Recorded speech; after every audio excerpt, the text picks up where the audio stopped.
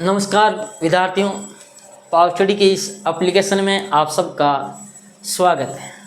जैसा कि विद्यार्थियों आपको पता है, अपने स्कूल व्याख्याता वाणिज्य के कोर्स के अंतर्गत आज जो अपन टॉपिक स्टार्ट करने वाले हैं, आप सबकी डिमांड थी, उसके अकॉर्डिंग आज हम जिस टॉपिक को प्रारंभ कर रहे हैं उस टॉपिक का नाम है भारतीय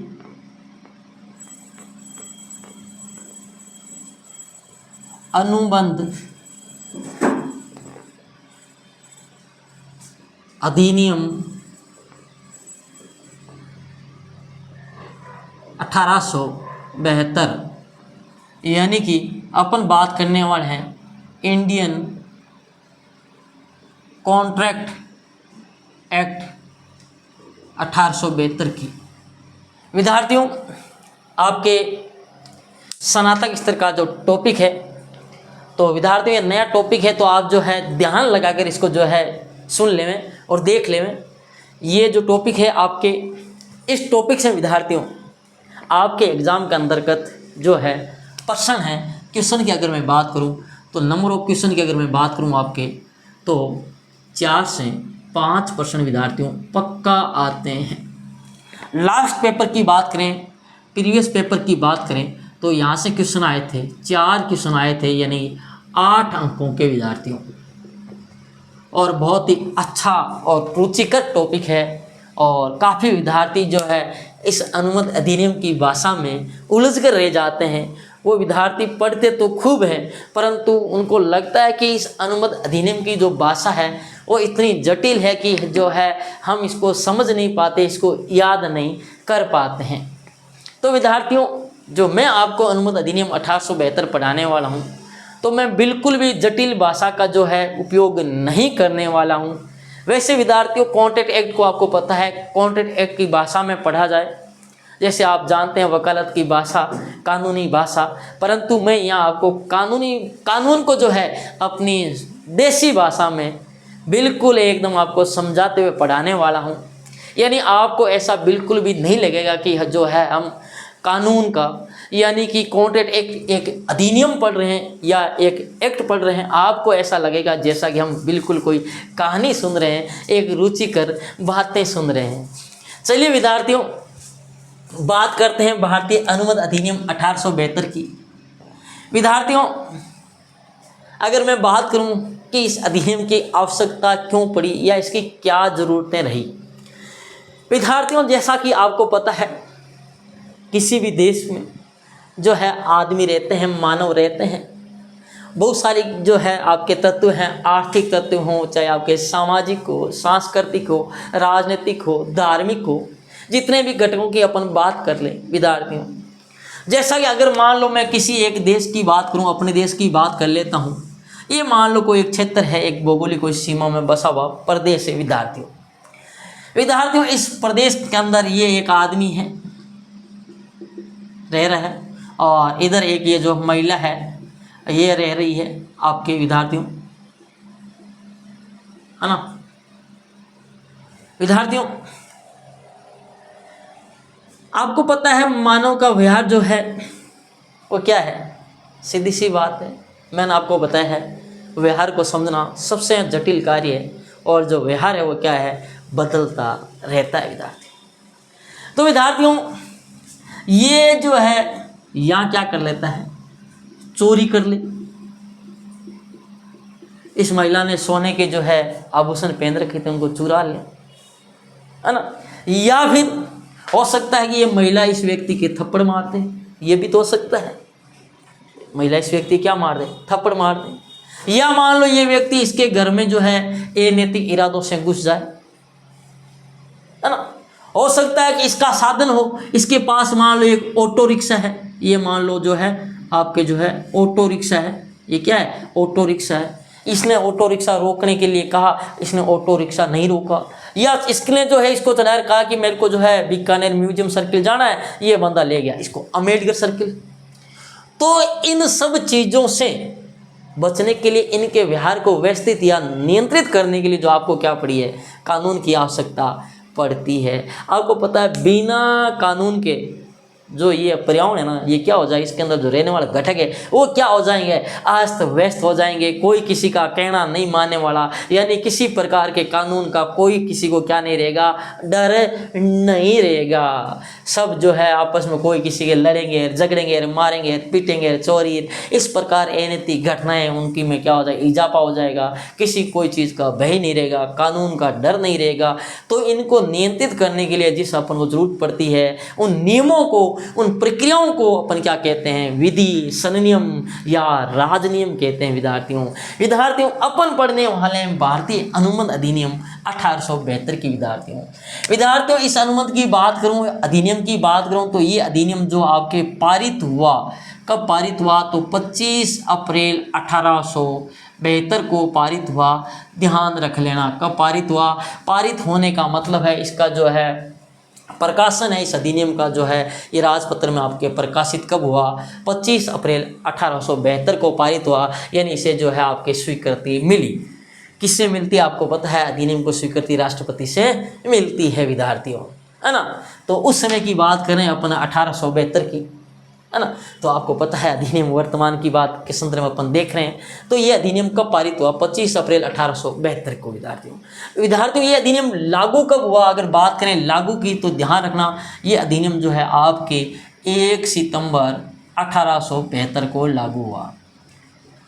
विद्यार्थियों इस क्लास के अंदर जो है मैं आपको बातें बताने वाला हूँ, बड़ी रोचक बातें बताने वाला हूँ, और आपको ऐसा लगेगा कि ये छोटी छोटी बातें हैं, पर ध्यान रखना ये छोटी बातें नहीं हैं, बहुत बड़ी बातें हैं। यानी कि जब जब आपके अनुबंध अधिनियम 1872 का टॉपिक हो सिलेबस में, पाठ्यक्रम में, चाहे आप असिस्टेंट प्रोफेसर की तैयारी कर रहे हैं, चाहे आप स्कूल व्याख्याता की तैयारी करें या किसी भी एग्जाम की तैयारी करें, यदि आपके पाठ्यक्रम में भारतीय अनुबंध अधिनियम 1872 है, तो जो मैं आज इस क्लास में आपको ये बेसिक सी चीज़ें बताने वाला हूँ, यहाँ से एक प्रश्न जरूर पूछा जाएगा।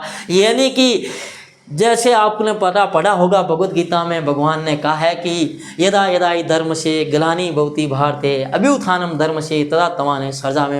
यानी जब जब जो धर्म की हानि होगी तब तक मैं आऊँगा। तो जब जब ये आपके पाठ्यक्रम में होगा तो यहाँ से एक प्रश्न पूछा जाएगा। आप चाहे कोई सा भी पेपर स्कूल व्याख्याता का उठा करके देख लेना। विद्यार्थियों 2018 के पेपर में तो यहीं से पूछ लिया था अधिनियम लागू कब हुआ। तो आप ये सोच रहे हैं अभी तक सर ने कुछ नहीं बताया, पर मैंने जो है उस समय की बात करें तो 1-2 नंबर का प्रश्न बता चुका हूं। विद्यार्थियों इस अधिनियम की बात करें, प्रारंभ में स्टार्टिंग में इस अधिनियम में जो है क्या थे भाई, प्रारंभ में इस एक्ट में 11 अध्याय, कितने अध्याय थे, 11 अध्याय थे। कितने अध्याय थे भाई, 11 अध्याय। गीता में कितने अध्याय थे, 18 अध्याय। इस एक्ट में कितने अध्याय थे, 11 अध्याय। और कुल धाराएं कितनी थी भाई, 266 धाराएं थी। यानी कि आपको ध्यान रखना है इस अधिनियम प्रारंभ में कुल कितने अध्याय भाई, 11 अध्याय और 266 धाराएं थी। और आपको पता है ये जो अधिनियम है आपके 1 सितंबर 1872 को लागू हुआ। और ये अधिनियम कहाँ लागू होता है भाई, संपूर्ण भारत में लागू होता है।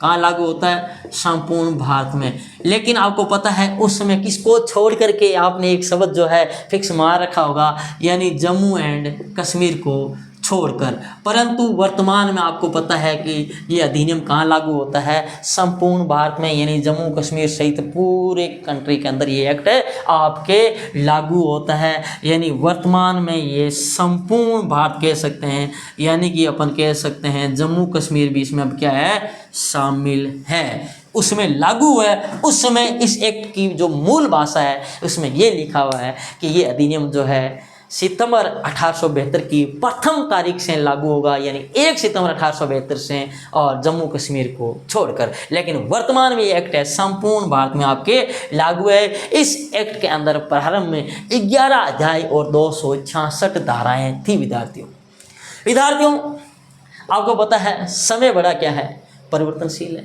और समय की मांग थी कि इस एक्ट में से जो है कुछ प्रावधान लेकर के कुछ अलग एक्ट भी बनाए गए। विद्यार्थियों ये 266 धाराएं थी, उनका किस प्रकार उल्लेख था, इसकी जो विषय वस्तु स्थिति थी वो किस प्रकार थी, उसको अपन देखते हैं। चलिए विद्यार्थियों, हम बात करते हैं आपके वस्तु स्थिति के संदर्भ में इस एक्ट की। विद्यार्थियों जो है, एक तरफ जो मैं आपके धारा लिख रहा हूँ और एक तरफ मैं प्रावधान की अगर बात करूँ, इसमें क्या जो है उल्लेख थे। विद्यार्थियों बात करूँ धारा 1 से 75 तक की, धारा 76 से 123 की, धारा 124 से 147 की, धारा 148 से 181 की, धारा 182 से 238 और धारा 239 से धारा 266 तक की मैं बात करने वाला हूँ। विद्यार्थियों किसका प्रावधान था? तो धारा 1 से 75 में जो है आपके सामान्य सिद्धांत यानी अनुबंध के जो है सामान्य सिद्धांत, जिसे अपन यानी कह सकते हैं या अर्ध अनुबंध का क्या इसमें प्रावधान भी शामिल है। विद्यार्थियों धारा 1 से 75 और आपका जो सिलेबस है उसको आप देखेंगे, यानी आपके जो पाठ्यक्रम है उसमें आपका जो पाठ्यक्रम सिलेबस है उसमें जो आपका भारतीय अनुबंध अधिनियम है 1872 उसकी धारा 1 से 75 आपके पाठ्यक्रम में शामिल है। अपन भी जो है धारा 1 से 75 तक को पढ़ेंगे। विद्यार्थियों आगे धारा 76 से 123 की बात की जाए तो ये आपके थी माल विक्रय संबंधी धारा थी, यानी कि माल विक्रय संबंधी धारा थी। कब? धारा 76 से 123। विद्यार्थियों अगर इस बात करें वस्तु विक्रय या माल विक्रय संबंधी, इससे जो है इसका एक अलग से फिर इसको इससे क्या कर दिया गया, हटा दिया गया, पृथक कर दिया गया और एक अधिनियम बन जाता है जिसे वस्तु विक्रय या माल विक्रय अधिनियम बोलते हैं अपन। और वो अधिनियम है, उसका नाम है, सन की अगर बात करें वो अधिनियम 1930। और वो कब लागू होता है विद्यार्थियों? एक्ट लागू होता है 1 जुलाई 1930 को लागू। तो विद्यार्थियों वो एक्ट कब लागू होता है? 1 जुलाई 1930 को लागू होता है वस्तु विक्रय अधिनियम 1930। और ये कर दिया गया, इसे ये धारा क्या कर दी गई, पृथक कर दी गई, यानी इसको हटा दिया गया। विद्यार्थियों बात की जाए आगे धारा 124 से 147 की बात करें तो इसमें जो है आपके हानि संबंधी, हानि यानी हानि रक्षा संबंधी जो है आपके प्रावधान थे। किसमें? धारा 124 से 147 की बात करें। विद्यार्थियों धारा 148 की बात करें तो ये आपके जो है निक्षेप व गिरवी संबंधी आपके जो है प्रावधान थे। किसमें? धारा 148 से 181 में। अगर बात करें धारा 182 से 238, ये आपके एजेंसी संबंधी प्रावधानों का उल्लेख था इसके अंदर।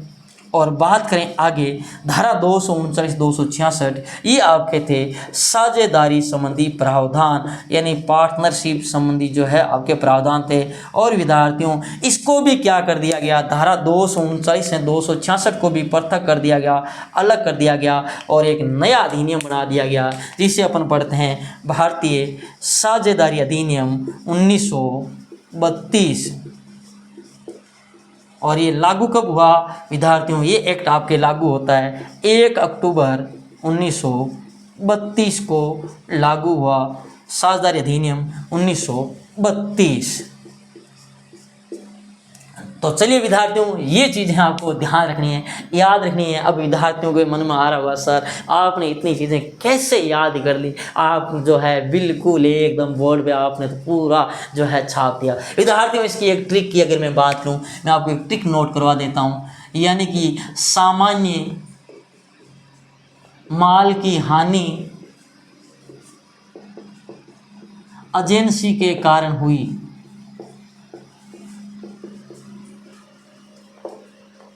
यानी कि धारा 1 से 75 तक है वो आपके सामान्य सिद्धांतों संबंधी है जो आपके पाठ्यक्रम में भी है।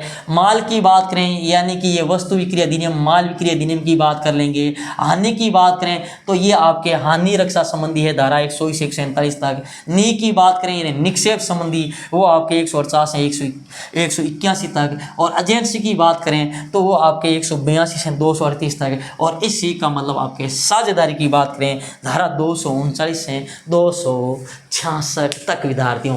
तो विद्यार्थियों इन चीज़ों को आपको क्या रखना है, ध्यान में रखना है विद्यार्थियों। इन बातों को आपको याद कर लेना है। समझ लेना है। यानी कि अगर आपको जब भी पूछे जाए तो आपको सीधा सीधा ध्यान में रखना है। इस अधिनियम में प्रारंभ में 11 अध्याय और 266 धाराएं थी, जिसमें धारा 1 से 75 तक है वो आपके सामान्य सिद्धांतों यानी जिसके अर्ध अनुबंध के प्रावधान भी शामिल है। धारा अगर बात की जाए आगे 76 से 123 तक, जिसको अलग करके वस्तु विक्री अधिनियम बनाया गया, जो लागू कब हुआ, 1 जुलाई 1930 को आपके लागू किया गया। विद्यार्थियों इसी प्रकार आपको धारा 124 से 147 तक याद रखनी है, जो आपके हानि रक्षा तथा गारंटी से संबंधित है। यानी हानि रक्षा और गारंटी संबंधी 124 से 147 की बात की जाए। उसके बाद बात की जाए धारा 148 से 181 की बात की जाए तो वो आपके निक्षेप तथा गिरवी संबंधी है। विद्यार्थियों बात की जाए आगे धारा 182 से 238 तक की बात की जाए वो एजेंसी संबंधी है, और धारा 239 से 266 तक की बात की जाए वो आपके साझेदारी संबंधी है। और साझेदारी अधिनियम 1932 कब लागू हुआ, 1 अक्टूबर 1932 को लागू हुआ। चलिए विद्यार्थियों बताओ, देखें इसमें मेरे हिसाब से आपको किसी प्रकार का कोई डाउट नहीं होना चाहिए। विद्यार्थियों ये जो चीज़ें मैं बता रहा हूँ यहाँ से आपके एक प्रश्न तो पक्का आना ही आना है।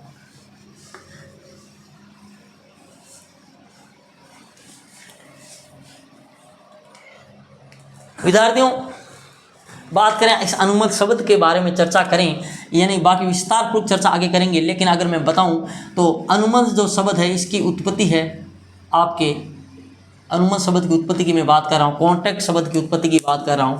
इसकी जो शब्द की उत्पत्ति है वो किस भाषा के, लैटिन भाषा के शब्द, कौन सी भाषा भाई, लैटिन भाषा के शब्द कॉन्ट्रैक्टम से हुई है, जिसका अर्थ क्या है, आपस में मिलना।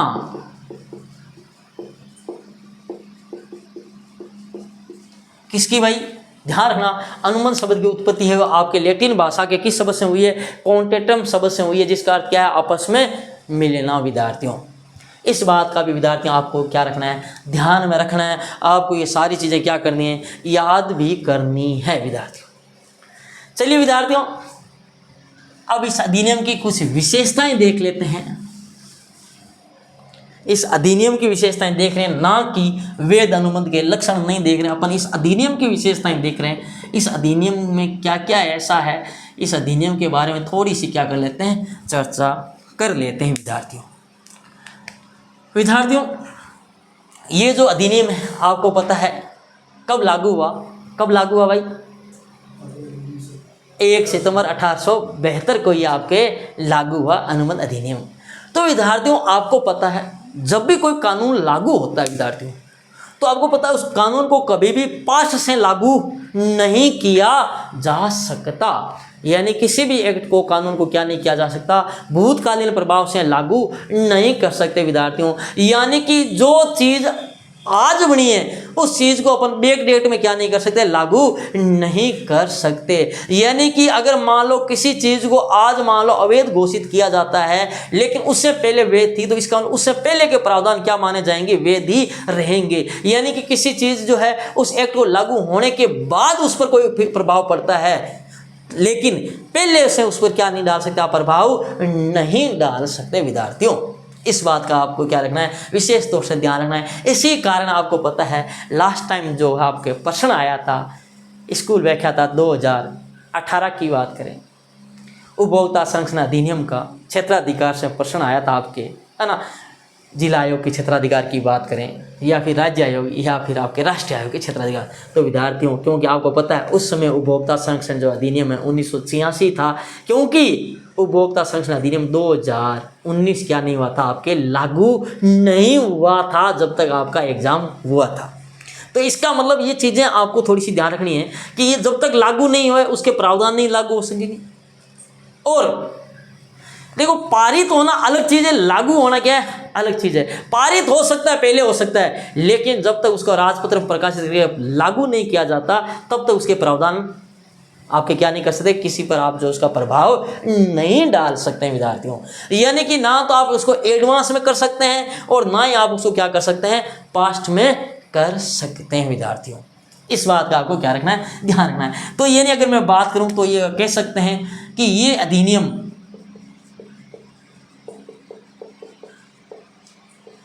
1 सितंबर 1872 से पूर्व जो अधिनियम, ये अधिनियम की बात करें तो ये लागू कब हुआ था भाई? 1 सितंबर 1872 को हुआ था। लेकिन इससे पहले के अधिनियम जो है, इससे पहले इस अधिनियम के लागू होने से पहले जो आपके अनुबंध किए गए हैं उन पर ये लागू क्या नहीं होता है? नहीं होता है। तो ये अधिनियम 1 सितंबर 1872 से पूर्व किए गए अनुबंधों पर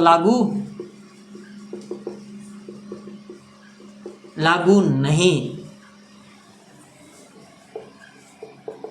होता है, यानी कि भूतकालीन इसका कोई प्रभाव नहीं है। तो ये बात तो आप समझ गए होंगे। बाकी इस अधिनियम के विस्तार की बात करें तो ये अधिनियम आपको पता है वर्तमान में क्या है? संपूर्ण भारत में ये अधिनियम आपके लागू है विद्यार्थियों। अगर बात करें तो ये जो है आपके भारत में किए गए क्या है? भारत में किए गए सभी अनुबंधों पर क्या होता है? लागू होता है।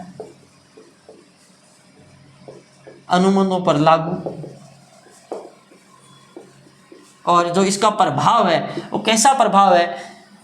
अगर मैं बात करूं तो इसका प्रभाव है ओवर राइडिंग इफेक्ट है। अब आप सोचोगे ओवर राइडिंग इफेक्ट क्या होता है विद्यार्थियों? यानी अगर मैं बात करूं अभिभावी प्रभाव है, यानी कि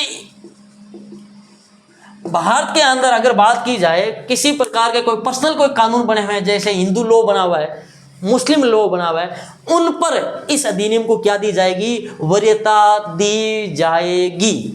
समझे आप बात को? यानी कि अगर बात करूं तो अगर हिंदू लॉ बना हुआ है, हिंदू पर्सनल लॉ, मुस्लिम पर्सनल लॉ, उन पर किसको वरीयता दी जाएगी? इसको वरीयता दी जाएगी। यानी इसका उस पर क्या है? प्रभाव है, अभिभाव ओवर राइडिंग इफेक्ट है। यानी कि उनकी जो है उनको वरीयता नहीं देकर के इसको वरीयता दी जाएगी, इसको वरीयता दी जाएगी।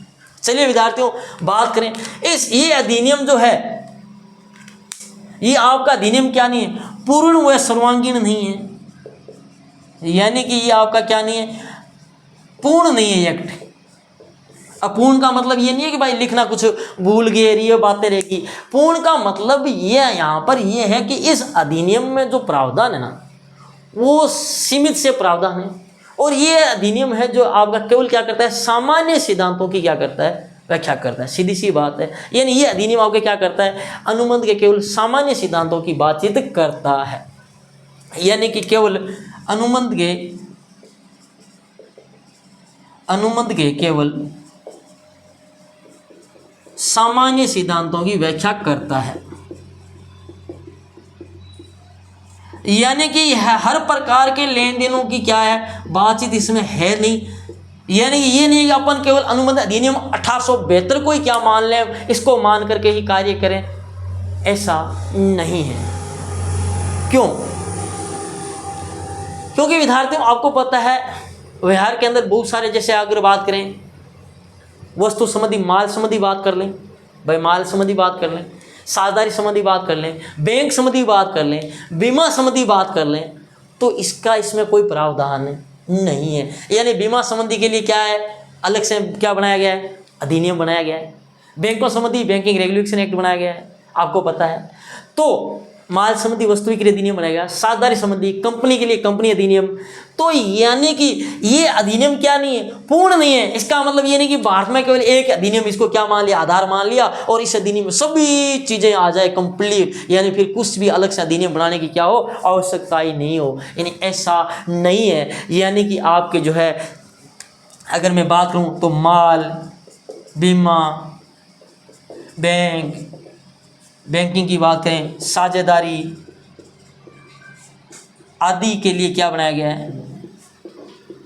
आदि के लिए अलग अलग जो है एक्ट का क्या किया गया है? निर्माण किया गया है विद्यार्थियों। समझे बात को? यानी कि आपके क्या है? अलग एक्ट बनाए गए हैं। क्यों? क्योंकि इसमें सभी प्रकार की बातों का क्या नहीं है भाई? उल्लेख आपके नहीं है विद्यार्थियों। तो चलिए विद्यार्थियों आपको ये चीजें जो मैंने आपको बताई समझ में आ गई होगी। आगे अगर मैं बात करूं विद्यार्थियों, ये जो आपका एक्ट है भारतीय अनुबंध अधिनियम 1872, विद्यार्थियों ये जो आपका एक्ट है ये केवल क्या करता है, आपके सामान्य सिद्धांतों की बात करता है। यानी कि सामान्य सिद्धांत है, सीधी सी बात है, ये केवल आपको बताता है, जानकारी प्रदान करता है। क्या करता है, केवल आपको जानकारी प्रदान करता है। यानी ये अधिनियम जो है आपको केवल क्या करता है, सामान्य जानकारी प्रदान करता है। यानी कि केवल क्या करता है, व्याख्या करने का काम करता है, केवल क्या करता है, एक्सप्लेन करने का काम करता है। जिस प्रकार मैंने आपको बताया कि प्रबंध के सिद्धांत क्या होते हैं, वर्णनात्मक होते हैं, निदानात्मक नहीं होते, किसी समस्या का समाधान नहीं करते हैं। उसी प्रकार विद्यार्थियों ये अधिनियम जो है केवल क्या करता है, अनुबंध से उत्पन्न दायित्वों की क्या करता है, व्याख्या ही करता है। यानी ये अधिनियम की बात करें, ये अधिनियम केवल अनुबंध के कॉन्टेक्ट आपके करने के कारण केवल अनुबंध से उत्पन्न क्या करता है, दायित्वों की क्या करता है भाई, व्याख्या ही करता है, केवल उनको एक्सप्लेन करने का काम करता है ना विद्यार्थियों। क्यों, अगर मैं बात करूं, अभी मैंने आपको बताया विद्यार्थियों जो आपके, क्योंकि इस अधिनियम में क्या है, केवल सामान्य सिद्धांतों का उल्लेख किया गया है। यानी केवल सामान्य सिद्धांतों का उल्लेख किया गया है। विद्यार्थियों आपको मैं बताऊं, अधिकार और जो दायित्व हैं उनका निर्धारण कौन करता है। ये अधिनियम के तहत अधिकार और दायित्व का निर्धारण नहीं है। अधिकार और दायित्व का निर्धारण क्या है, पक्षकार जो पार्टीज है वो खुद करते हैं। यानी कि अधिकार एवं दायित्व का निर्धारण, अधिकार एवं दायित्व का निर्धारण पक्षकार स्वयं करते हैं।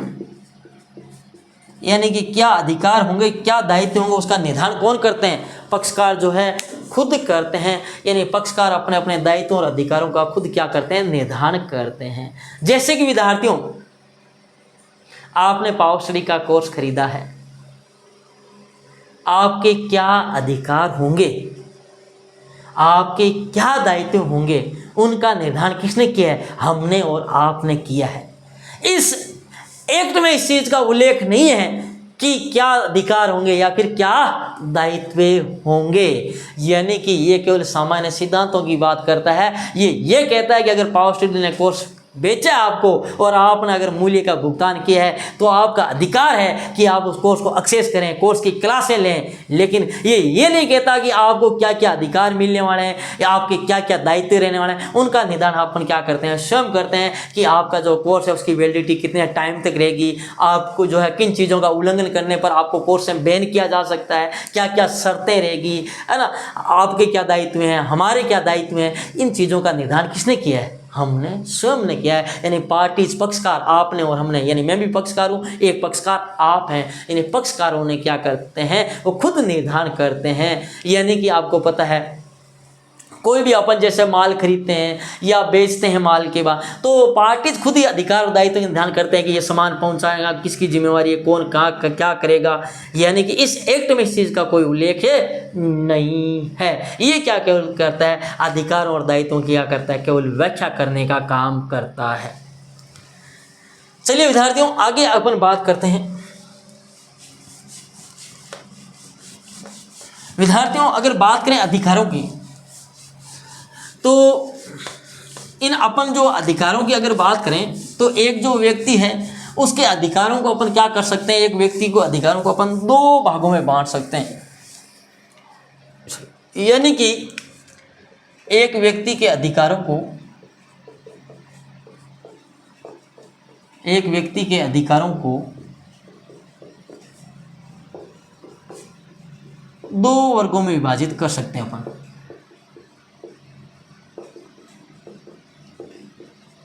विभक्त कर सकते हैं, बांट सकते हैं। विद्यार्थियों मैं एक तरफ बात करने वाला हूं विद्यार्थियों आपके लिए, और बात इधर मैं करने वाला हूं दूसरे अधिकारी। कौन कौन से विद्यार्थियों, एक तरफ मैं बात करने वाला हूं लोकलक्षी अधिकार, और एक तरफ मैं विद्यार्थियों बात करने वाला हूं व्यक्तिलक्षी अधिकार।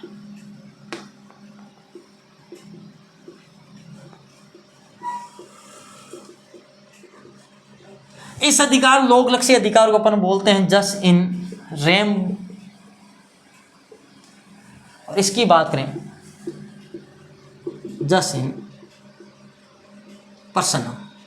ये लो विद्यार्थियों क्या होता है लोक लक्षी अधिकार और क्या होता है व्यक्ति लक्षी अधिकार, इसकी अपन करते हैं बात।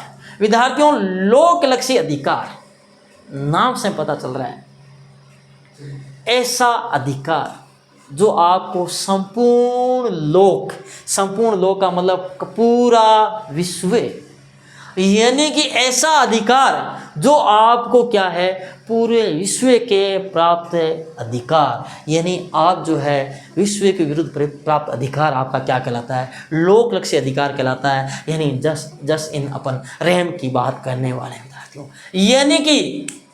यानी आपने किसी चीज को बेचा है या किसी चीज़ को खरीदा है, यानी आपको कोई चीज़ मिली है जिसे आप पूरे विश्व के विरुद्ध क्या कर सकते हैं उसको उपयोग में ले सकते हैं, ऐसा अधिकार क्या कहलाता है आपका लोक लक्षी अधिकार कहलाता है।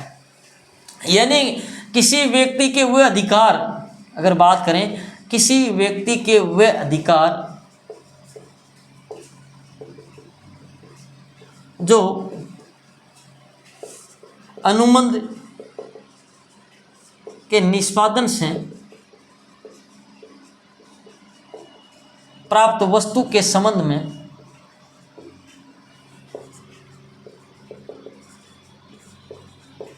विश्व के विरुद्ध प्राप्त अधिकार क्या कहलाते हैं आपके लोक लक्षी अधिकार कहलाते हैं। यानी कि आप संपूर्ण विश्व के विरुद्ध प्राप्त अधिकार क्या कहलाते हैं, ध्यान देना भाई इंपॉर्टेंट चीज़ है, लोक लक्षी अधिकार की अपन बात कर रहे हैं। कैसे विद्यार्थियों आपने एक कार खरीदी, क्या खरीदी भाई एक कार खरीदी, आपने क्या खरीदी एक कार खरीदी,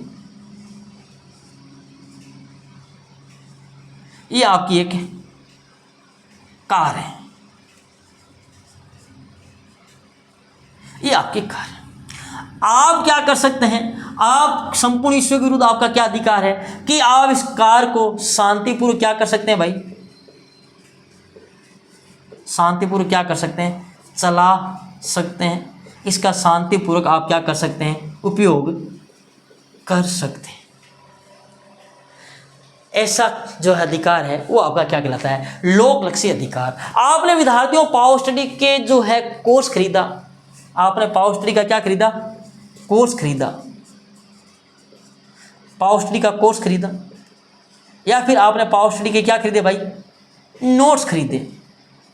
विद्यार्थियों आपको ये अधिकार है, संपूर्ण विश्व के विरुद्ध आपको अधिकार मिलता है कि आप इस नोट्स का क्या कर सकते हैं शांतिपूर्वक क्या कर सकते हैं अध्ययन कर सकते हैं, क्लासों को ले सकते हैं। आपका क्या है भाई ये अधिकार है, आप शांतिपूर्वक अध्ययन कर सकते हैं। यानी कि आप जो है अच्छे तरीके से अपने एकदम आराम से पढ़िए, आपको कोई मना करने वाला नहीं है, यानी आप उसका उपयोग कर सकते हैं, ये आपका क्या है अधिकार है। मान लो कि मैंने मार्केट गया बाजार गया और जो मैं है 2 किलो सेव खरीद के लाया, अभी सेव बहुत सस्ते मिल रहे हैं, अब मेरे पास लोक लक्षी अधिकार है कि मैं सेव को अपनी छत पर बैठ गया आराम से खा सकता हूँ, मेरे को कोई रोकने वाला नहीं है। ये अधिकार क्या आपका लोक लक्षी अधिकार कहलाता है। लेकिन विद्यार्थियों अनुबंध अधिनियम, भारतीय अनुबंध अधिनियम 1872 की बात करें तो ऐसे लोक लक्षी अधिकारों के बारे में जो है आपको कोई जानकारी यानी उनकी कोई व्याख्या नहीं करता है। यानी कि अनुबंध अधिनियम 1872 वो आपके लोक लक्षी अधिकारों की कोई व्याख्या वगैरह कुछ भी नहीं करता है। तो विद्यार्थियों लोक लक्षी अधिकारों का मतलब यह है कि आपको संपूर्ण विश्व के विरुद्ध प्राप्त अधिकार जो इसका क्या कर सकते हैं आप वस्तु का उपयोग वगैरह कर सकते हैं, शांतिपूर्वक आप उसको काम में ले सकते हैं, यानी आपको कोई मना करने वाला नहीं है। ऐसे अधिकार लोक लक्षी अधिकार कहलाते हैं, जिसको अपन जस्ट इन रेम भी कहते हैं। विद्यार्थियों जस्ट इन पर्सनम की अपन बात करें व्यक्ति लक्षी अधिकार, जैसा कि नाम से पता चल रहा है ये अधिकार आपको क्या है संपूर्ण विश्व के विरुद्ध प्राप्त नहीं है, ये अधिकार आपको किसी विशेष व्यक्ति के विरुद्ध मिले हैं। क्या मिले किसी विशेष व्यक्ति के विरुद्ध जो आपको अधिकार मिलते हैं, ऐसे अधिकार आपको क्या कहलाते हैं व्यक्ति लक्षी अधिकार कहलाते हैं। यानी कि अगर बात करें वे अधिकार जो किसी व्यक्ति को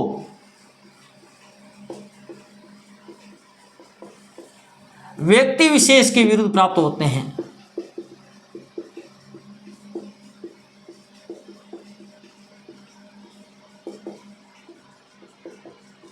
ऐसे अधिकार भाई क्या कहलाते हैं? आपके व्यक्ति लक्षी अधिकार कहलाते हैं। कैसे अधिकार? जो अधिकार आपको किसी विशेष व्यक्ति के विरुद्ध प्राप्त होते हैं, ऐसे अधिकार व्यक्ति लक्षी अधिकार कहलाते हैं। समझे आप? यानी कि जैसा यहाँ देखिए ना, पर्सनल यानी कि व्यक्ति लक्षी अधिकार, जैसे इन पर्सनल की बात करें, व्यक्ति के विरुद्ध, किसी विशेष व्यक्ति के विरुद्ध आपको विशेष अधिकार मिले हैं, आपको किसी व्यक्ति विशेष के, तो वह अधिकार आपके कहलाते हैं व्यक्ति लक्षी अधिकार कहलाते हैं। विद्यार्थियों, अगर बात करें इस अधिनियम की, जो मैं पहले बता चुका हूँ, ये अधिनियम केवल किसकी व्याख्या करता है? ये एक्ट की बात करें, इस एक्ट की, तो ये अधिनियम कौन सा अधिनियम भाई? ये अधिनियम का मतलब यहाँ क्या है? भारतीय अनुबंध अधिनियम 1872 की बात कर रहा हूं। ये अधिनियम केवल व्यक्ति लक्षी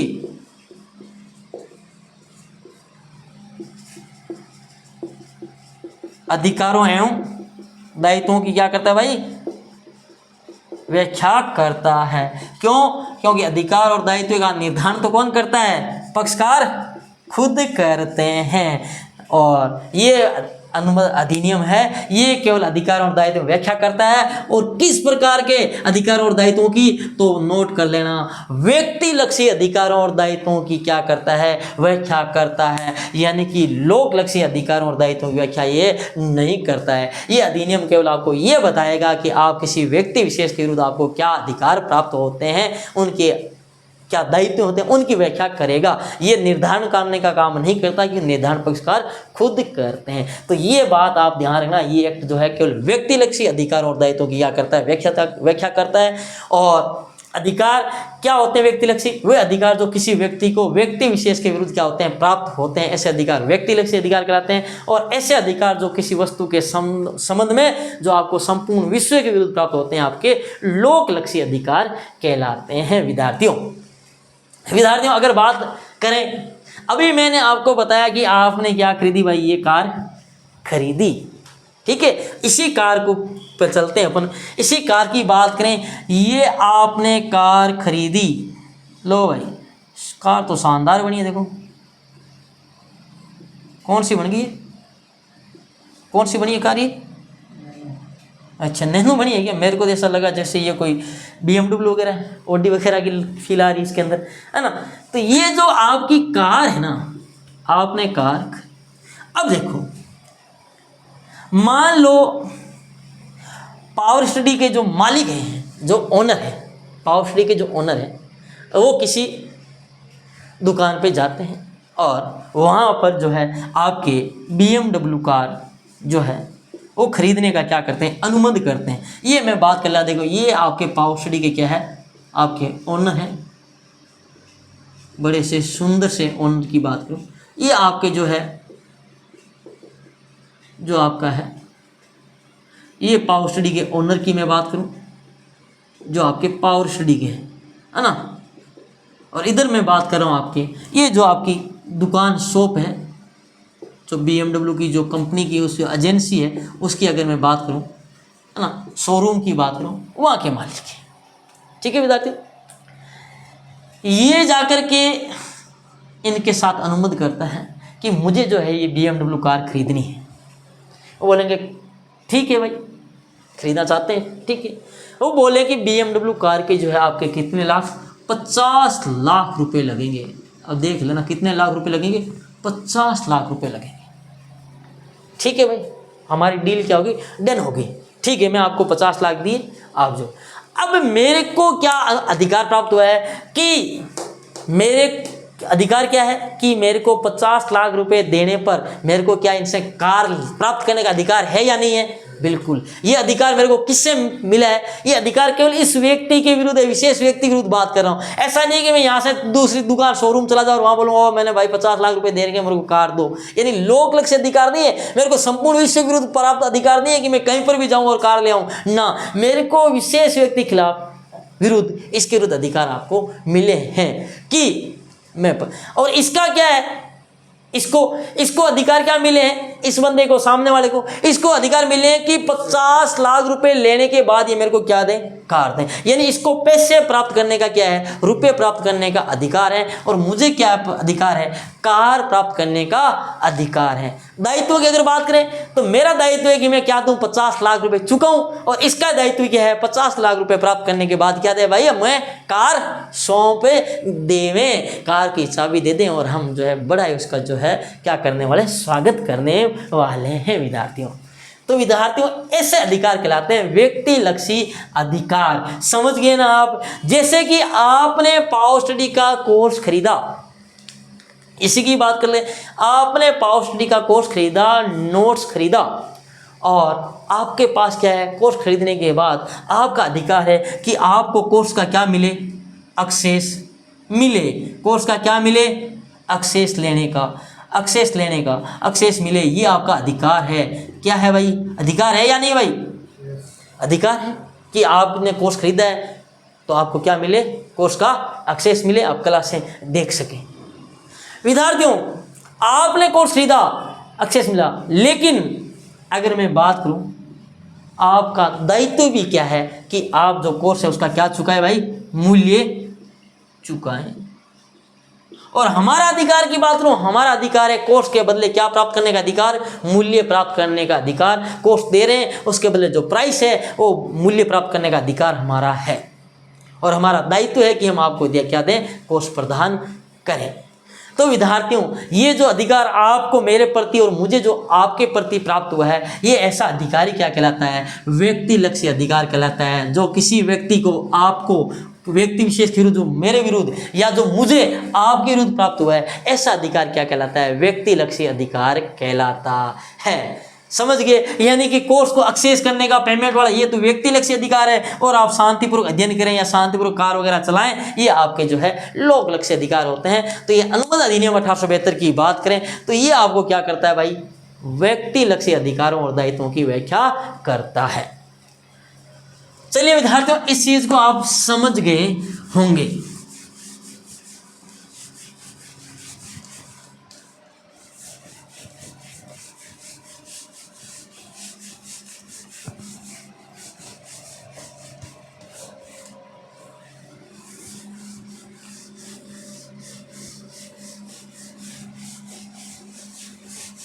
विद्यार्थियों आगे बात करते हैं इसी अनुबंध अधिनियम 1872 में। विद्यार्थियों आपको पता है पाठ्यक्रम में धारा 1 से 75 तक है, और जो यहाँ से जो है लास्ट टाइम 4 प्रश्न आए थे, और जो है इससे प्रश्न आने की संभावना आपके 4 या 5 से प्रश्न आने की आपके क्या रहती है, संभावना रहती है। विद्यार्थियों इस अधिनियम की बात करें, जो अनुबंध अधिनियम 1872 है, इसे आपको पता है संविदा अधिनियम भी बोलते हैं, हिंदी में अनुबंध बोल दो, या इसे क्या बोलते हैं, संविदा। यानी कि किसी प्रकार का जो है आप क्या करें, कॉन्ट्रैक्ट की बात करें तो इसको हिंदी में अनुबंध भी कह सकते हैं, या संविदा अधिनियम भी इसको बोलते हैं। यानी कन्फ्यूज मत होना कि संविदा अलग है क्या ना, चलो मैं लिख ही देता हूँ, ना कि संविदा भी बोलते हैं, आपको पता ही होगा। विद्यार्थियों ये जो अधिनियम है, ये अधिनियम आपको अगर मैं बात करूं तो इस अधिनियम में जो आपके अधिकारों और दायित्वों की व्याख्या तो की गई है, लेकिन ये अनुबंध है, ये जो आपका कानून है, ये आपका संपूर्ण कानून नहीं है। मैं आपको पहले ही बता चुका हूँ, पूर्ण नहीं है, सर्वांगीण नहीं है। अगर मैं लिखना चाहूँ तो मैं एक चीज़ यहाँ नोट करा दूँ आपको, ये अनुबंधों का कानून, ये जो अनुबंध अधिनियम इसकी बात कर रहा हूँ, ये आपके ठहरावों का संपूर्ण कानून नहीं है। यानी कि ये इसमें सारी बातें नहीं है। क्यों, कैसे? आपको पता है कि ये इस एक्ट की बात कर रहा हूं मैं, अनुबंध का कानून की मतलब यहाँ बात है जो आपके जो है इंडियन कॉन्ट्रैक्ट एक्ट 1872 की बात कर रहा हूँ, इसी एक्ट की बात कर रहा हूँ। तो ये अनुबंध का कानून है, ठहरावों का संपूर्ण कानून नहीं है। यानी कि आपको पता है कुछ ठहराव ऐसे भी होते हैं जिनका संबंध जो है अनुबंध करना होता ही नहीं है, जैसे आपके सामाजिक ठहराव, राजनीतिक ठहराव, घरेलू ठहराव। तो इसका मतलब ये अनुबंध का कानून है, ठहराव का क्या नहीं है भाई, पूर्ण कानून नहीं है। तथा अगर आगे बात करें और अगर मैं बताऊं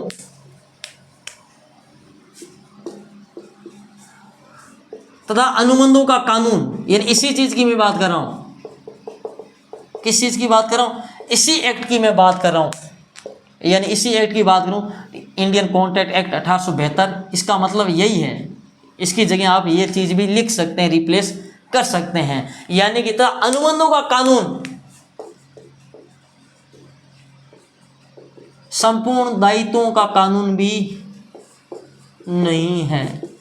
क्यों भाई? क्योंकि मैंने बताया आपको कि ये अधिनियम है, आपके दायित्वों की व्याख्या तो करता है, लेकिन कुछ दायित्व ऐसे भी होते हैं, कुछ दायित्व क्या है, ऐसे भी होते हैं जो कि कानून द्वारा क्या किए जाते हैं, थोप दिए जाते हैं, कुछ कानून द्वारा जबरदस्ती दे दिए जाते हैं, जैसे कि न्यायालय के किसी डिसीजन द्वारा भी हो सकते हैं, ऐसे भी आचरण करने पर, यानी कि उनका उल्लेख आपके इसमें नहीं होता है। यानी कि कह सकते हैं कि ये आपका अनुबंध कानून संपूर्ण दायित्वों का कानून भी नहीं है, क्योंकि मैंने आपको बताया कि अधिकार और दायित्वों का निर्धारण पक्षकार जो है वो स्वयं करते हैं, लेकिन कुछ चीज़ें हैं जो आपके जो है इसका आपके इस पक्षकार स्वयं निर्धारित नहीं करते हैं ना, फिर भी उनको क्या कर दिए जाते हैं, प्रदान कर दिए जाते हैं। यानी कि जैसा कि आपने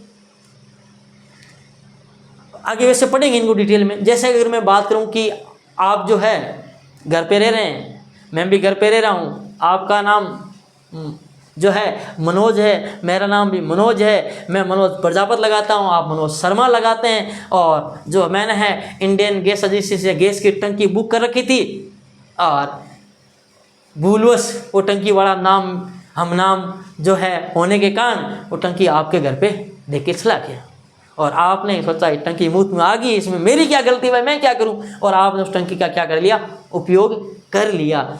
लेकिन इसका मतलब ये नहीं है कि आपने उस टंकी का उपयोग कर लिया और अब आपकी कोई लायबिलिटी नहीं है, यानी कि आपको कानून द्वारा थोप दिया जाता है कि आपको उसका क्या करना होगा, भुगतान करना होगा। समझे बात को? तो इसका मतलब उन चीज़ों की अगर बात करें तो संपूर्ण दायित्वों का कानून भी नहीं है विद्यार्थियों। इन्हीं लिए इसी कारण तो कुछ कमियां होने के कारण, बहुत सारी चीज़ें इसके अंदर स्पष्ट नहीं होने के कारण जो है, अगर मैं बात करूं एक विद्वान की बात करूं, पोलक की अगर मैं बात करूं, तो सर पोलक ने क्या किया था भाई,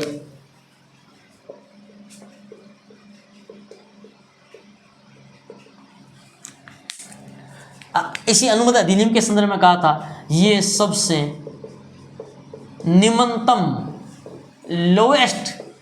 निम्नतम कोटि की संहिता है, लोअर कैटेगरी की जो है ये आपका कानून है। किसने कहा था? सर पोलक ने कहा था। क्या कहा था भाई? ये सबसे निम्नतम कोटि की संहिता है विद्यार्थियों। इसी प्रकार अगर मैं बात करूं जो आपके न्यायमूर्ति की बात करूं, स्टोक्स की बात करूं, स्टोक्स का कथन है ना, उन्होंने कहा था कि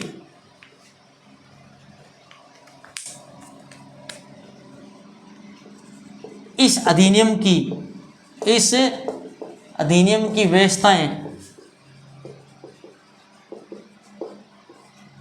अधूरी है तथा कहीं कहीं अस्पष्ट भी है। किसने कहा था भाई? ये आपके स्टोक्स ने कहा था। किसका कथन है? स्टोक्स का कथन है।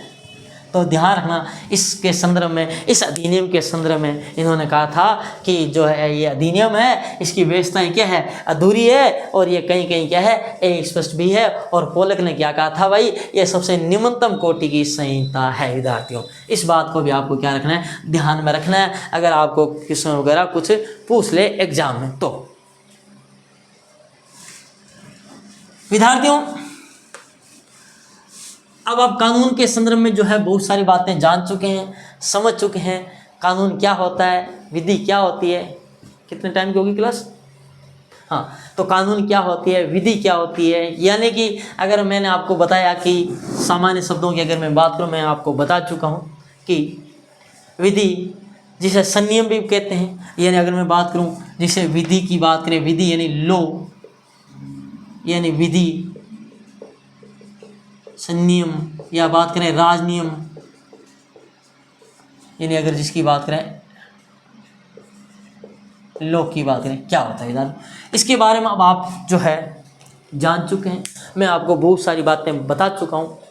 ये नहीं कि अगर मैं आपको कुछ अर्थ के रूप में लिखाना चाहूँ, आप अगर लिखना चाहें, नोट करना चाहें तो वैसे नोट कर सकते हैं। किसी देश, राज्य या स्थानीय कोई आपका जो है कंट्री है, कोई स्टेट है, या लोकल आपकी सरकार है वहाँ की, यानी कि जैसे आपको पता है राज्य के कानून भी होते हैं अलग अलग, देश के कानून होते हैं जो संपूर्ण देश में, राज्य के कानून, स्टेट वाइज कानून भी, या किसी विशेष क्षेत्र के संबंधी जो आपकी यानी स्थानीय सरकार द्वारा आर्थिक, सामाजिक, राजनीतिक,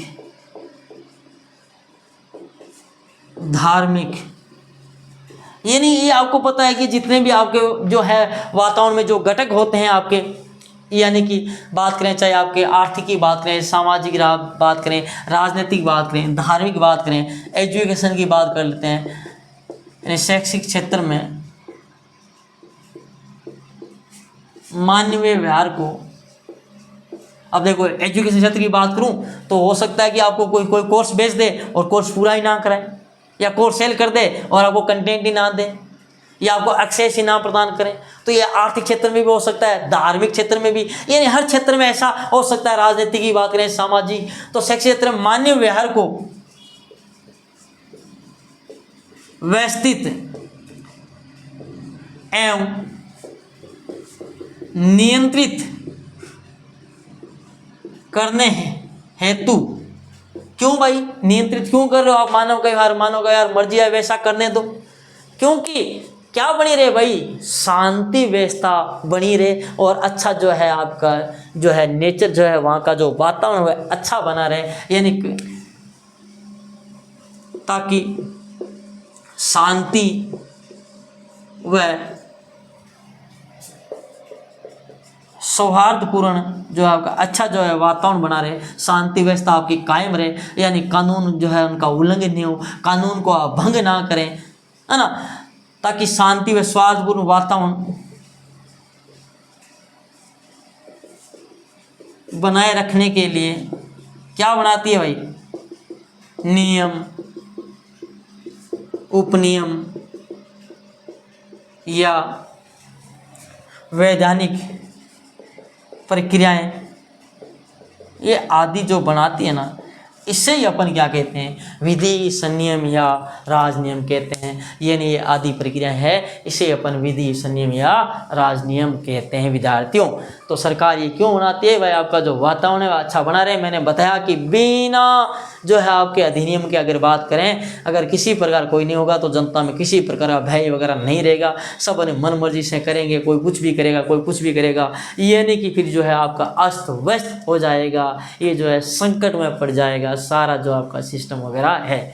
तो विद्यार्थियों आज की इस क्लास में इतना ही, क्योंकि क्लास जो है तकरीबन 1 घंटे की होने वाली, और जल्दी अपन जो है नेक्स्ट पार्ट के अंदर जो है धारा अनुबंध अधिनियम 1872 की धारा 2 में आपको पता है 10 परिभाषाएं दी हुई है, और जहाँ से एक प्रश्न आपके कन्फर्म आएगा 101% गारंटी के साथ आपके जहाँ से प्रश्न आएगा उसको अपन जो है आगामी क्लास में देखने वाले हैं। धारा 2 जिसमें 10 परिभाषाएं, और धारा 1 में क्या था भाई, शीर्षक था, यानी धारा 1 की बात करें शीर्षक था, यानी धारा 1 में शीर्षक में क्या था भाई कि यही कि भाई क्या धारा 1 में क्या चीज़ थी भाई, शीर्षक, और शीर्षक में यही था कि ये अधिनियम है, उसका क्या नाम है, कब लागू हुआ, है ना, ये चीज़ें धारा 1 में थी शीर्षक संबंधी। इसके अलावा अपन ने जो है बहुत सारी चीज़ें हैं अनुबंध अधिनियम 1872 से संबंधित जो है बेसिक जो है इसका स्ट्रक्चर है उसको अपन ने समझ लिया है। तब तक के लिए धन्यवाद।